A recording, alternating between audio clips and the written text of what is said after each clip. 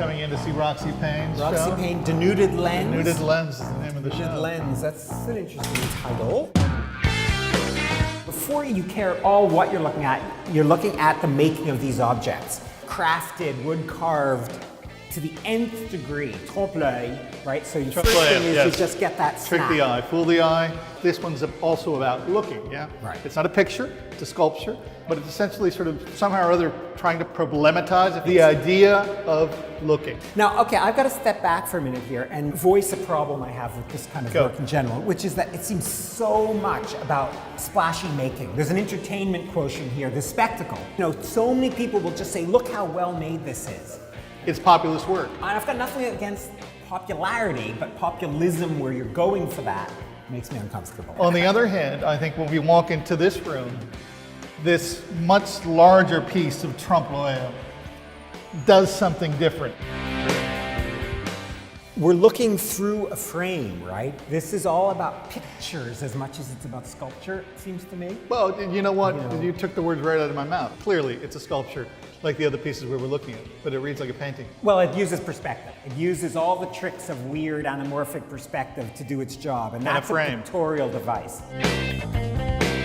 There's a bunch of theoreticians and philosophers of vision who would say that this is actually incoherent philosophically. Like, what does it mean to have a skewed perspectival sculpture? Well, sculpture's not perspectival. There's nowhere you can go to see it correctly. It's a weird collision of sculpture and painting. Even when we're back here in the corner, let's squeeze in the corner like idiots. We can't get the right perspective on this thing. To make this thing come together as the normal world. Right. It's just straight trompe-l'œil, right? It never comes together, even though it's got every signifier, every sign that it's supposed to come together. Right.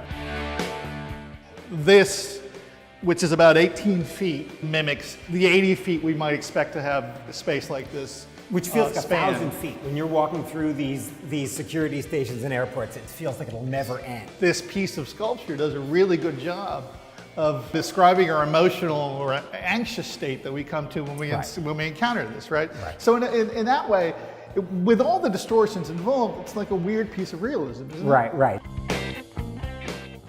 Now, one thing I want to talk about is why a diorama?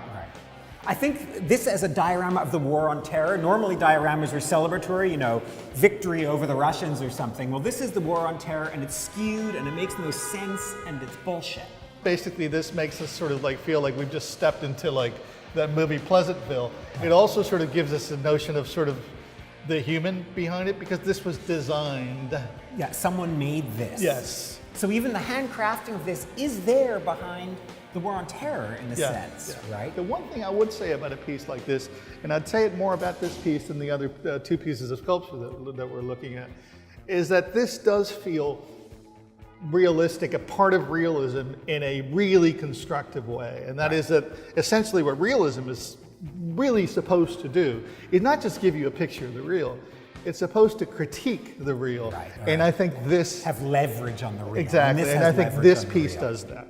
I think this is a tremendous work of art. These things throw space off completely. I'm a good, 10 feet, 12 feet in front of this sculpture, but it feels as though I'm right up against it. Large, grandiose, beautifully put together.